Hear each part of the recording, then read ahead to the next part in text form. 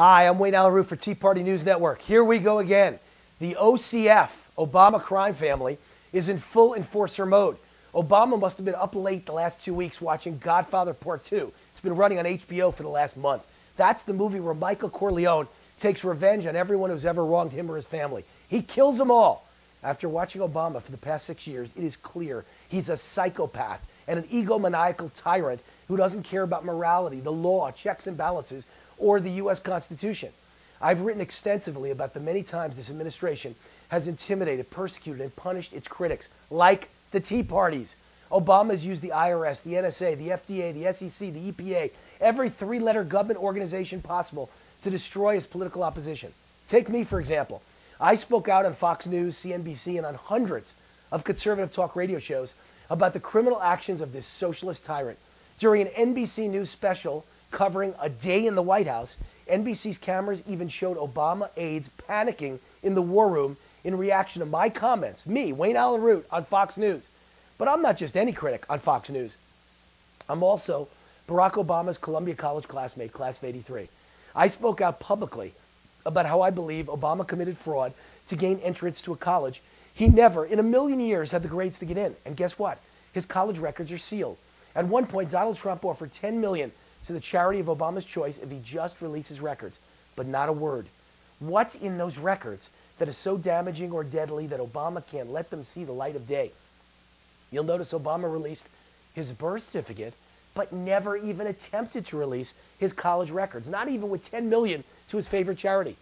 You think maybe I caught the attention of Barack Obama or Valerie Jarrett? Suddenly, I was the victim of a vicious, over-the-top IRS attack. 5 days after I won a complete victory in tax court, I was hit by a new IRS attack. 5 days. Tax attorneys told me they had never heard of this happening in U.S. tax history. Here's the thing, folks. If someone in the Obama White House made a call to the IRS to destroy Wayne Root, a crime was committed at that second, as in a go straight to prison crime. Well, I've got news on that front. Government watchdog, Judicial Watch, demanded my tax files from the IRS, and after a 14-month battle, we now have them in our possession. I'll release that story with scandalous new details direct from my IRS files in the next 2 weeks. This is going to be big news. I've already been in contact with United States Senate investigators. But now, Obama's gone even further.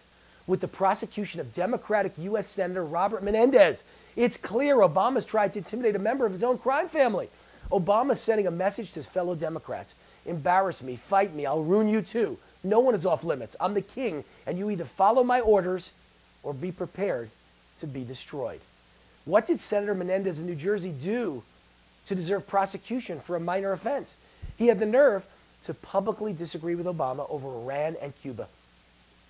Just 2 days before the indictment announcement, Menendez gave a rousing speech at AIPAC condemning Obama's Iran policy. Next thing you know, indicted. Coincidence? Not likely. What were the charges? Sitting on a donor's private plane and then doing the bidding of the donor. Are you kidding me? Every senator and congressman in America does that, Republican and Democrat. They're all bought and paid for. Obama's bought and paid for. Hillary Clinton's bought and paid for. Hillary Clinton owed $25 million in campaign debt after her primary loss to Obama. And then she endorsed Obama and it was quietly paid off. Who made the payments? Over $2 billion has been donated to the Clinton Foundation from billionaires, multinational corporations, and get this one, foreign governments. You mean there's no conflict there? Hillary never accepted a plane ride from any of those same billion-dollar corporations or donors who paid off her massive debt or funded her Clinton Foundation. She never supported a bill after receiving a donation or free plane ride. No decision as Secretary of State was ever influenced by any of that. How about her news scandal? She deleted over 30,000 emails. She has multiple email accounts and didn't turn them all over. They were all insecure. She claims she had the right to determine which emails were private, and she made the decision what to delete. This woman was involved in prosecuting Richard Nixon. It's clear she learned well from watching Nixon. She is the modern-day Tricky Dicky. I guarantee you all her emails related to Benghazi were deleted. The woman is a criminal. How about John Corzine? He lost the New Jersey governor's race, went back to Wall Street, and proceeded to lose $1.6 billion of his clients' money that was supposed to be protected in escrow accounts. But Corzine was a major bundler for Obama twice. Lo and behold, the U.S. Justice Department decided not to prosecute. His life moves forward without a blemish, One critic of Obama gets indicted for free plane rides, but the Obama donor, or I should say bundler, is let off scot-free for stealing $1.6 billion from innocent clients. How about Harry Whorehouse Reid? He could be the dirtiest politician in the U.S. Senate.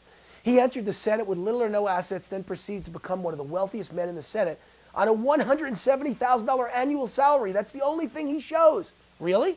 All the while doling out billions in government contracts and green energy investments that ethics watchdogs call influence peddling. Harry put himself in a position of great power to hand out billions to his friends. Somehow he got rich. Do you think the two are connected? You think? But no prosecution of Harry Reid. Interestingly, follow the money. All the money that was funneled by the big Democratic donor, the supposedly corrupt one, to the supposedly corrupt Robert Menendez came through a PAC controlled by Harry Reid. Harry Reid's PAC took in $700,000 of the supposedly dirty money and gave $600,000 to Menendez. Why isn't Harry Reid indicted? Senator Menendez poked his finger at Obama's eye, and the government decided to ruin his life. Harry Reid's been Obama's water boy for 6 years, enabling all of Obama's deadly policies to take effect and blocking all attempts to slow him down. And Harry's rewarded with no indictment, even though he was smack dab in the middle of the same alleged crime. Folks, this smells, and it smells bad. It smells like New Jersey. It's a government intimidation and selective persecution at its finest. It's a message from the Obama crime family to follow the orders of Obama or face ruin, disgrace, destruction, and prison. And you can bet the message was heard loud and clear in Washington. But the worst one of all, forget Corzine, forget Clinton, forget Menendez, it's Obama. He's the Chicago crook of all crooks. He's the Marxist tyrant of all tyrants. He's the sociopath of all sociopaths. Who will save America from the coming 2-year reign of terror that's left to go? It's clear Obama's sending a message. His last 2 years will be like nothing America's ever seen. The question is, after my IRS attacks and after Menendez's indictment, who has the courage and chutzpah, besides Benjamin Netanyahu, a foreign leader, to stand up to this tyrant? I'm Wayne Alaroot for Tea Party News Network. See you next week. God bless America. Bye-bye.